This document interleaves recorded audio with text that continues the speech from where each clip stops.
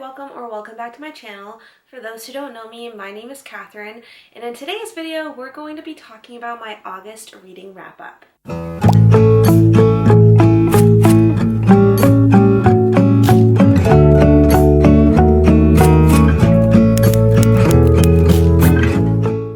I can't believe it's September already. I feel like the year just started, but here we are talking about the books that I read in August, so let's just get into this. I didn't really have like the best reading month in August. I just feel like ever since like June or July, I've been getting like more reading slumpy, if that makes sense. Like I just feel like, not that I don't want to read or that I don't want to pick up a book, but the fact of the matter is like I've been hitting a lot of duds recently in terms of what I have been reading, and books haven't been as hard-hitting as I'd like them to be. So let's just get into this. I just feel like August kind of really confirmed that I am in fact in a reading slump, so I'm trying my hardest to continue reading no matter how much I feel like I am slowing down in my reading. I just have to continue to push through and just do it, because at the end of the day, like, reading is a hobby for me and I enjoy doing it. I just want to pick up books that I'm going to enjoy, and I just feel like I haven't been getting that recently. So please pray for me, because I don't want to ever lose like the joy of reading. I think God definitely created fiction books and stories in order for us to enjoy, like, just in general. So let's just get into the books that I read. So starting off with the classic book that I read this month, because for those who don't know, I'm trying to read one classic and one nonfiction per month. It's a goal that I set for myself this year because I tend not to gravitate towards picking up those books, even though I do want to. Like, I always in the back of my mind tell myself that I want to read more classics and more nonfiction, but I just don't end up like actually picking them up and reading. So I made it a goal for myself to read one nonfiction and one like classic per month. So the not the nonfiction, the classic that I picked up this month was The Wizard of Oz by L. Frank Baum. The reason why I picked this up is because I recently watched the part 1 movie of Wicked last year in November, and I'm planning on watching the part 2 movie of Wicked this upcoming November. So I wanted to kind of prepare myself in watching that by reading The Wizard of Oz. And then in September, if you haven't watched my September TBR or to be read list video, I'm planning on reading the actual book Wicked by Gregory Maguire. I think that's his last name, if I'm not mistaken. Let me check. Yeah, it's Gregory Maguire. I just double checked. But anyways, I'm planning on reading Wicked by Gregory Maguire this month in September. So that's why I had to preface by reading The Wizard of Oz by L. Frank Baum in August, just to get myself ready. Anyways, I gave this book 4 stars, and if you're not familiar with the story of The Wizard of Oz, which I'm pretty sure majority of people know what the storyline is, it's basically about this girl named Dorothy, and she's a young girl, maybe like a preteen. I'm not too sure exactly what her age she is. If it says it in the book, I totally forget what age she is, but I'm assuming she's like 13-ish. But anyways, she lives in Kansas during like the Great Depression, and she ends up like getting transported like via this tornado into this magical land called Oz. And it's her task or her goal to try to get back to Kansas because she misses home. And so she goes on this journey to find the Emerald City to talk to the Wizard of Oz, which is essentially the land of Oz's like king, you would say. And he's like the ruler of Oz. And she meets friends along the way, like a lion and a tin man and a scarecrow, who all follow her along on the yellow brick road to the Emerald City to meet the Wizard of Oz. And they're all on a mission to ask something of the Wizard of Oz. Like, for example, Dorothy's asking to go back to Kansas, her home. The Tin Man is asking for a heart. The lion is asking for courage. And the scarecrow is asking for brains. But anyway, it's just about their adventure, and it's really cute. It was very short as well. This is considered, I think, like a middle grade or a children's book. So it was a very easy read, and this book actually, the edition that I have has like illustrations in it, and I think they're very cute. I think this is like a Puffin's classic version of it, and I just love the cover too, like very vibrant and very Emerald City-esque.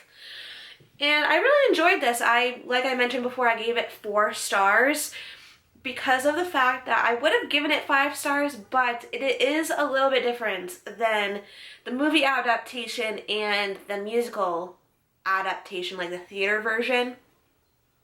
I do like the movie adaptation of The Wizard of Oz the most. If I had to rank them, it would be number 1, the movie adaptation, number 2, the musical theater adaptation, and number 3, the book adaptation. Not to say it that it's bad, even though it is last on my list of adaptations of The Wizard of Oz. I just grew up on the movie, and I didn't even realize it was a book until recently, so that's why I decided to pick it up. And I just am not, like, I guess, like, the book is just, like, I think it was written during, like, the Great Depression era, if I'm not mistaken. Let me actually double check what the copyright date of this is. Does it say? It should.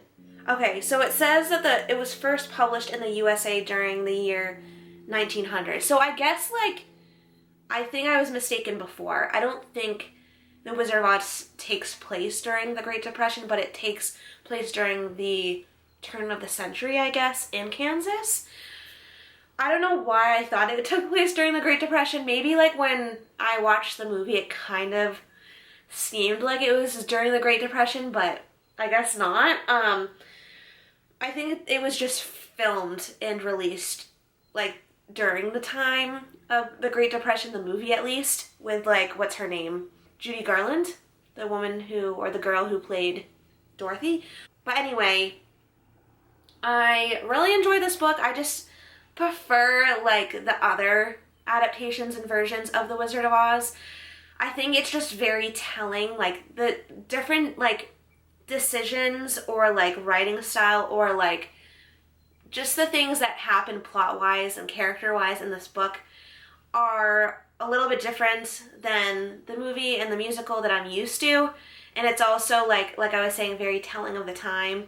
Like, there's certain language that's used that I'm like, what made them decide to say it in that way? But I'm like, wait, this was written a long time ago. Not that it was bad, it was just, like, different. That's the word. It's different, it's unique than what I'm used to, like, as in terms of, like, watching the movie or the musical. But anyway, solid 4 stars, really still enjoyed it. 4 stars isn't a bad rating. 4 stars is actually a great rating. It just, like I mentioned, the reason why it's not a 5-star and it's technically a 4-star for me is just because I prefer the movie and musical adaptations more than this, if that makes sense. But definitely give it a read if you're at all interested in reading this. The next book that I finished in the month of August is Peter and the Starcatchers by Dave Barry. I actually don't have this book anymore because I unhauled it with the rest of the series. It's a part of a series, actually. It's a middle grade series that I actually read, or I technically didn't read, but my 5th grade teacher read it to us during our class. When I was in the 5th grade, like, we would have, like, a reading circle on the carpet, and she would read different books, and this was one of the books that she read to us. And I remember, like, slightly enjoying it when I was, 10 years old in 5th grade, but I decided to give it a reread because, first of all, it's a part of my, like, summer reading challenge that I'm doing. If you haven't watched that video, I'll tag it down below, you can watch it, but I'm doing this, like, summer reading challenge that actually ends, like, in the middle of September when, like, the official end of summer season is. But anyways, this was a part of that because it's technically considered, like, one of my middle grade books, and it's also considered, like, a fairy tale retelling. I think I considered it a fairy tale retelling because essentially what this book is about is, it's, like, I guess not a fairy tale telling, like, essentially, or like technically, but it's like literally like almost like a prequel of Peter Pan. It's like Peter Pan's origin story and how he came to be who he is and why does he live on Neverland, like the island of Neverland. But anyways, I gave it 2 stars if I haven't mentioned that already. And the reason why I unhauled it is because it's just very different than what I remembered when my 5th grade teacher read it to us. Is just, I guess, I'm not the target audience for this book anymore. Not to say that it's a bad book, I would definitely recommend it to, like, middle grade boys, if that makes sense. Like, it definitely has a lot of action, definitely has a lot of suspense, I guess you would call it. There's just a lot of, like, descriptive language used when Captain Hook is mentioned, or they're dealing with the Native Americans that are, they're not even Native Americans on the island of Neverland. What are they called, I guess? I guess just indigenous people of that Neverland island. And there's just like a lot of fight scenes, a lot of action scenes, a lot of things just going on all at once. And I guess that's just like, I guess the nature of the book, because it is technically like supposed to be geared towards middle grade boys, so like 9, 10, 11, 12-year-old boys. And when those aged boys are reading books, to like keep their attention, I guess like they do need to have a lot of like action and fighting scenes. But I just like wasn't interested, and I just like I honestly just didn't care. And I guess that's part of the reason why I think I liked it when my teacher read it to us in the 5th grade, because for those who don't know, I was like very much a tomboy. Growing up, I had 3 brothers, no sisters. I looked up to my 2 older brothers, and I would constantly be what am I talking about? I would constantly be playing with my younger brother, just like out in the neighborhood, always riding bikes and playing manhunt with the other neighborhood kids. So like, I definitely see why I would have liked it when I was in the 5th grade at 10 years old, because I genuinely, and I guess like was just genuinely, what am I trying to say? I can't even speak English right now. I genuinely just liked more like, I guess, boyish stuff. I always knew that I was a boy. I mean, no, what am I talking about? I didn't know I was a boy. I'm not even a boy. I always knew I was a girl, is what I'm trying to say. I always knew I was a girl, but I just liked more boyish stuff. Like, I liked to play with trucks. I liked to play outside. I liked to ride my bike. All the things. But I guess I liked it at the time when I read it, but I guess now I just don't like it anymore, because of the fact that I am very much feminine now. Oh my gosh, is my TV okay now? Oh yeah, okay. The background's still going on, so I was worried about that for a second. I always like to put on like a cute little background for these videos. But anyways, yeah, overall I gave Peter and the Starcatchers by Dave Barry, which is the first in that series, 2 stars. Was very disappointed because I no longer enjoy it as much anymore. I gave it, and I gave that book, is what I'm trying to say. I gave that book and the rest of the books in that series to my brother Thomas, who is my younger brother. He actually just had a baby, so I told my brother Thomas, I was like, I know that you also enjoyed this book when we were in school, and maybe you can read it to our nephew when he gets older. Not our nephew, my nephew, his son. You can read it to him when he gets older, when he comes of that age. So here you go, like, here's the books. So I unhauled them and just gave it to my brother Thomas for him to enjoy better than me. But anyways, the next book that I read I don't have on my shelves either, because I unhauled it as well.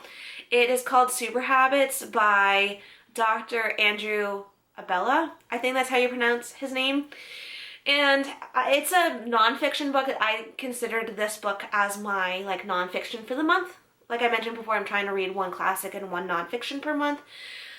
But anyways, I gave this also 2 stars, much like the previous book that I just talked about. This book basically, as you can tell by the title of the book, called Super Habits, it's basically just like a book about setting habits and like how it's good for you and like what type of habits that you should be focusing on and this, that, and the other thing.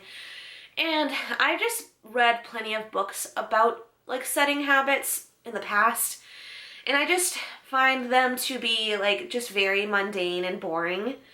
And I tend not to like get too much out of them because like a lot of the books tell me what I already know, if that makes sense. And it just basically confirmed for me like why I don't really like self-help books, and specifically when they're secular. This was like a secular book, so like it didn't really come from like a Christian standpoint. And what bothered me the most though is that the author used Bible verses, but like he didn't use it in like a Christian way, if that makes sense. Like he very much cherry picked and used the Bible verses out of context, which I didn't really appreciate.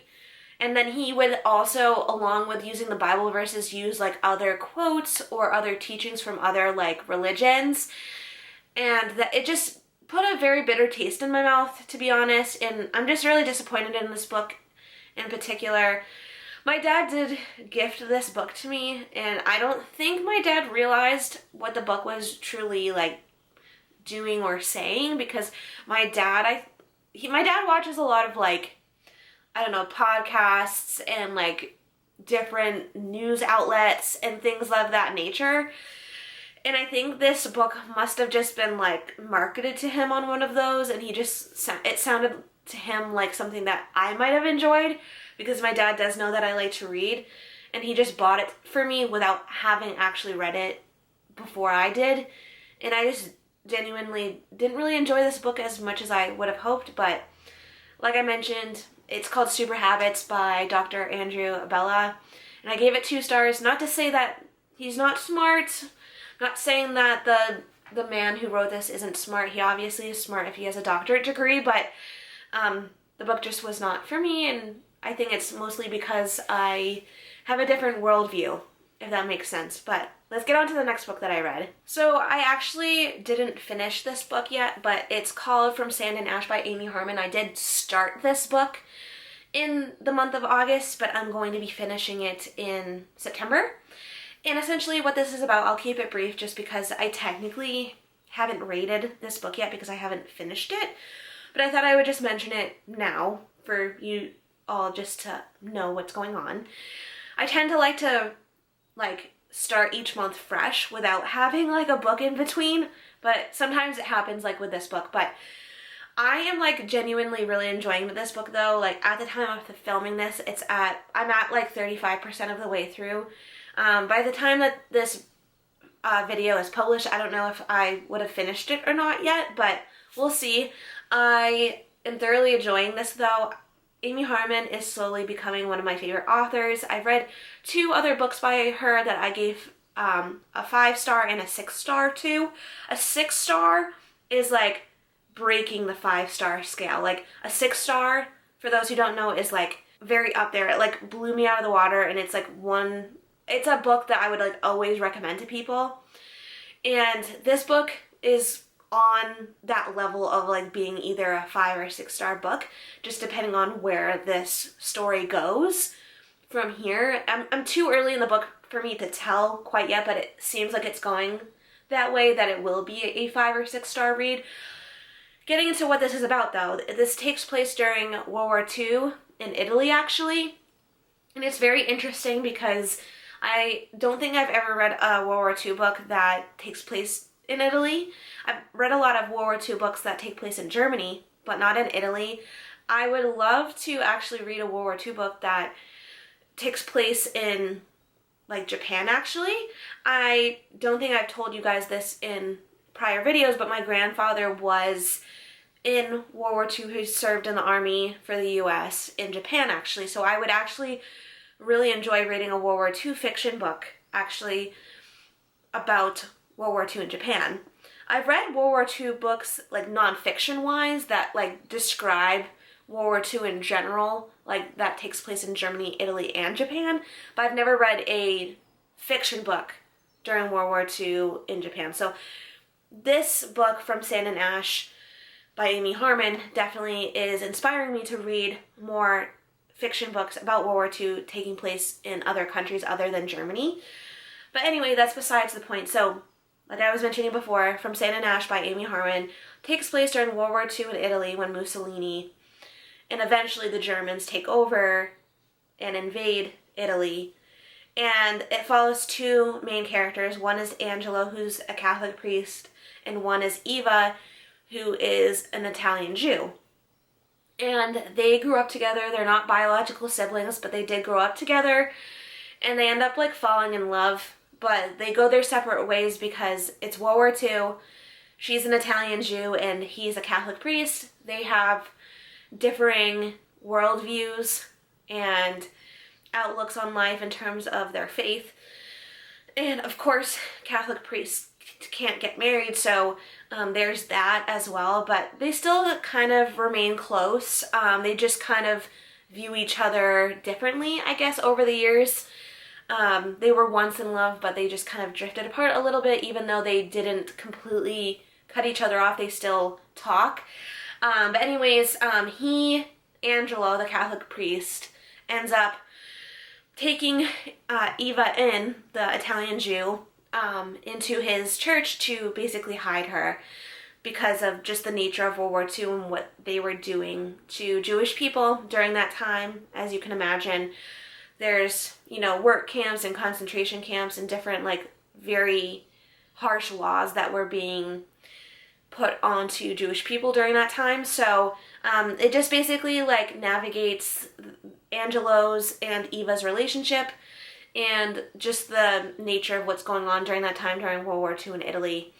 But I'm really enjoying it so far. It's super interesting, super intriguing. It's keeping me engaged. I'm, wanting to eat this book up, but I just simply don't have enough time to do that. I really just want to, like, sit down and binge read this, actually, but I just don't have the time to do it, like, all in one sitting. I, like, wish I could sit down and do it in one sitting. I feel like I could do that, but, like, I just can't right now. But you'll see this book in my September reading wrap-up next month, so be looking forward to that. The next book that I finished was actually this book called Bonhoeffer, Pastor, Martyr, and Prophet and Spy by Eric Metaxas. I think that's how you pronounce it. This essentially is a nonfiction about Bonhoeffer. It's very thick, as you can tell. I don't know how many pages are in this, but I listened to this on audio, actually, on the Libby app. If you don't have the Libby app, definitely get it, because it's basically like a library app where you get to, check out audiobooks and ebooks for free through, like, your library's system, which is great. I utilize it on like almost like a daily basis, and I listened to this on audio and I loved it so much that I had to buy a physical copy, and now I have it on my shelves. And I gave this actually 4.5 stars. It was going to be a 5-star, which is very, very rare for me for a nonfiction book. This I didn't really count towards, like, my nonfiction book because, like I mentioned before, the nonfiction book that I counted towards my monthly reading goal was that Super Habits book by Dr. Andrew Abella. But I guess I could have counted this towards my nonfiction read as well. But this basically, as the title assumes, is about Bonhoeffer, who was a pastor during the time of World War II. He's German, actually, and he actually plotted to kill Hitler. He was actually unsuccessful. He was, killed, actually, for plotting to kill Hitler, but also for being a pastor during that time. And so that's why he's technically considered a martyr. And I really enjoyed this book so much. I don't normally, love nonfictions that much, but this definitely hit it out of the park. I watched the Bonhoeffer movie that was produced by Angel Studios not too long ago. I think it either came out earlier this year or last year, and I really liked that book, and that's what, I enjoyed that movie, and that's what inspired me to read this book. So definitely read this if you're at all interested in learning more about Dietrich Bonhoeffer. And the last book that I'm going to talk about, I actually didn't finish. I DNF'd it, and it's the only DNF of this month. and that is A Wrinkle in Time by Madeleine L'Engle. I think that's how you pronounce her last name.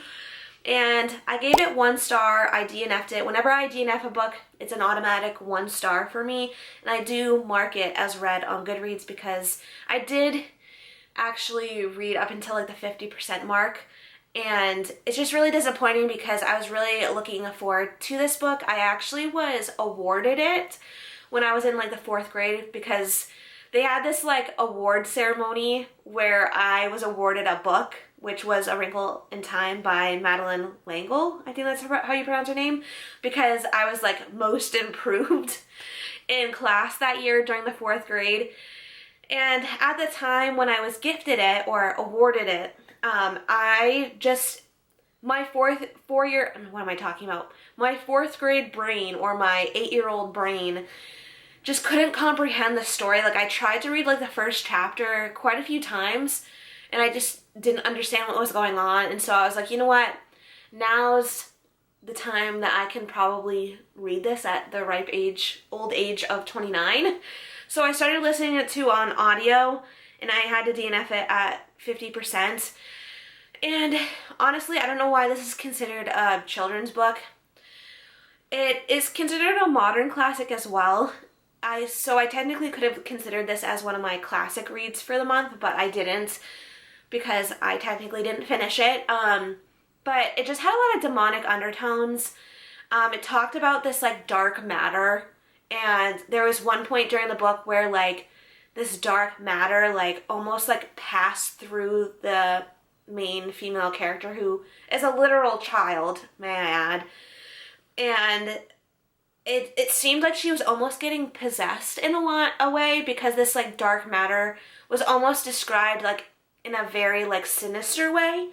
And like this dark matter like enters her and she feels it almost taking over a little bit.